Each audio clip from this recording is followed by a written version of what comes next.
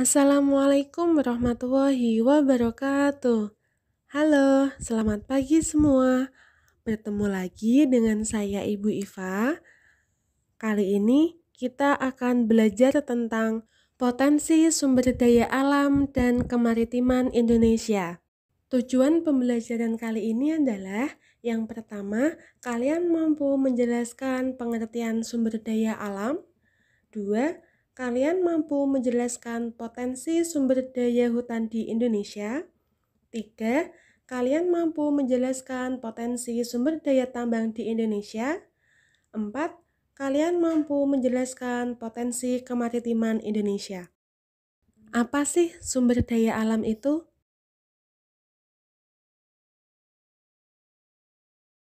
Sumber daya alam atau yang biasa disingkat dengan SDA adalah kekayaan alam yang terdapat di bumi dan dapat dimanfaatkan untuk memenuhi kebutuhan manusia.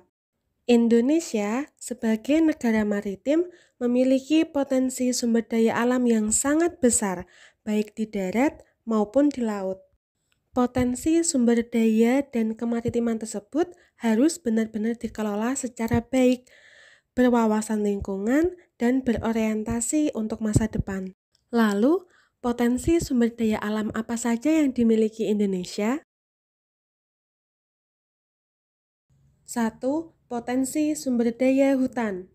Hutan Indonesia memiliki potensi yang sangat besar, yaitu mencapai 99,6 juta hektar atau 52,3% dari luas wilayah Indonesia. Hutan yang luas dan besar yang dimiliki Indonesia dapat dijumpai di Papua, Kalimantan, Sulawesi, maupun Sumatera. Selain hutannya yang luas, hutan Indonesia juga menyimpan kekayaan flora dan fauna atau keanekaragaman hayati yang sangat besar. Bahkan banyak di antaranya merupakan spesies endemik atau hanya ditemukan di Indonesia, seperti komodo, jalak Bali, cendrawasih, dan lain sebagainya. Hasil hutan yang dimiliki Indonesia berupa buah-buahan, obat-obatan, dan berbagai jenis kayu yang memiliki nilai ekonomi tinggi. Jenis-jenis kayu yang dihasilkan di Indonesia diantaranya adalah yang pertama, kayu keruing, meranti, agatis, dihasilkan terutama di daerah Papua, Sulawesi, dan Kalimantan. 2. Kayu jati yang banyak dihasilkan di Jawa Tengah. 3. Rotan, dihasilkan di Kalimantan, Sumatera Utara, dan Sumatera Barat. 4. Kayu cendana, banyak dihasilkan di Nusa Tenggara Timur. 5. Kayu rasa mala dan akasia yang banyak dihasilkan di Jawa Barat. Manfaat hutan bagi kelangsungan makhluk hidup. Yang pertama, menyimpan air hujan, kemudian mengalirkannya ke sungai-sungai dan danau-danau, sehingga pada musim kemarau tidak mengalami kekeringan. 2. Tempat hidup bagi flora dan fauna yang menjadi sumber makanan dan obat-obatan. 3. Mencegah terjadinya erosi. 4. Menghasilkan oksigen dan menyerap karbon dioksida, sehingga suhu bumi terkendali. 5. Sumber kehidupan bagi masyarakat, terutama masyarakat yang tinggal di sekitar hutan, sehingga dapat memanfaatkan hasil hutan sebagai mata pencarian dan sumber penghasilan. 2. Potensi sumber daya tambang. Secara geologis, Indonesia terletak di antara 3 lempeng dan 2 sirkum pegunungan muda, membuat Indonesia mempunyai potensi tambang yang luar biasa. Di antaranya, 1. Minyak bumi dan gas. Minyak bumi dan gas merupakan sumber energi utama yang saat ini banyak dimanfaatkan untuk keperluan industri, transportasi, dan rumah tangga. Daerah sebagai penghasil minyak bumi di Indonesia diantaranya adalah 1. Pulau Sumatera, tepatnya di daerah Nangro Aceh Darussalam, Riau, Sumatera Selatan. 2. Pulau Jawa, tepatnya di daerah Jawa Barat, Jawa Timur, dan Jawa Tengah.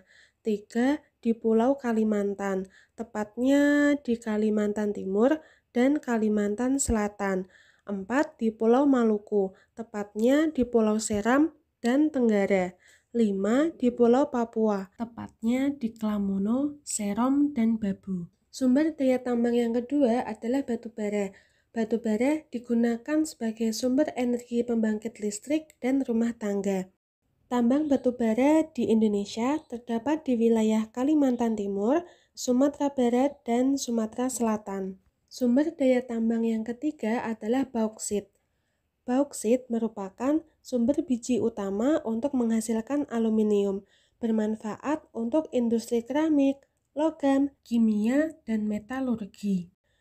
Tambang bauksit terdapat di daerah Kepulauan Riau, Pulau Bintan, dan Kalimantan Barat Singkawang. Sumber daya tambang yang keempat adalah pasir besi, dimanfaatkan untuk industri logam besi dan industri semen. Pertambangan pasir besi dapat ditemukan di Cilacap, Sumatera, Lombok, Yogyakarta, Lampung, Sulawesi Selatan, dan Pulau Sebuku, Kalimantan Selatan. Sumber daya tambang yang kelima adalah emas. Emas umumnya dimanfaatkan sebagai perhiasan. Tambang emas yang terdapat di Indonesia adalah di Papua, Kalimantan Barat, Aceh, Sulawesi Utara, Riau, dan Bengkulu. 3. Potensi kemaritiman Indonesia. Indonesia sebagai negara kepulauan memiliki banyak potensi di bidang laut atau disebut dengan potensi kemaritiman. Luas laut Indonesia mencakup 2/3 dari seluruh luas wilayah Indonesia, yaitu 5,8 juta kilometer persegi, dengan potensi tidak hanya berupa ikan, tetapi juga bahan tambang, mangrove, terumbu karang, dan lain sebagainya. Potensi kemaritiman yang pertama adalah perikanan. Potensi sumber daya kelautan yang telah lama dimanfaatkan oleh masyarakat adalah sumber daya perikanan. Laut Indonesia memiliki angka potensi lestari yang sangat besar, yaitu mencapai 6,4 juta ton per tahun. Apa itu potensi lestari? Potensi lestari adalah potensi penangkapan ikan yang masih memungkinkan bagi ikan untuk melakukan regenerasi, sehingga jumlah ikan yang ditangkap tidak mengurangi populasi ikan. Berdasarkan aturan internasional, jumlah tangkapan yang diperbolehkan adalah 80% dari potensi lestari, atau sekitar 5,12 juta ton per tahun. Masyarakat Indonesia tidak hanya mengandalkan ikan hasil tangkap dari laut, tetapi juga melakukan budidaya perikanan dengan membuat tambak, terutama masyarakat daerah pesisir, seperti budidaya ikan bandeng dan udang. Potensi kemaritiman Indonesia yang kedua adalah hutan mangrove. Sumber daya laut yang dimiliki Indonesia juga berada di wilayah pesisir. Salah satunya berupa hutan mangrove. Hutan mangrove atau hutan bakau adalah tipe hutan yang berada di daerah pasang surut air laut. Hutan mangrove memiliki dua fungsi sebagai potensi sumber daya laut di Indonesia, yaitu 1. Fungsi ekologis. Hutan mangrove adalah sebagai habitat berbagai fauna, serta tempat berkembang biak berbagai jenis ikan dan udang. Selain itu, untuk melindungi pantai dari abrasi air laut. Fungsi yang kedua adalah fungsi ekonomis. Hutan mangrove dijadikan sebagai destinasi wisata. Selain itu, kayu mangrove dimanfaatkan sebagai bahan baku membuat arang dan kertas. Potensi kemaritiman yang ketiga adalah terumbu karang. Indonesia merupakan negara yang memiliki terumbu karang terluas di dunia. Luas terumbu karang Indonesia mencapai 284,3 ribu kilometer persegi atau setara dengan 18% dari terumbu karang di seluruh dunia.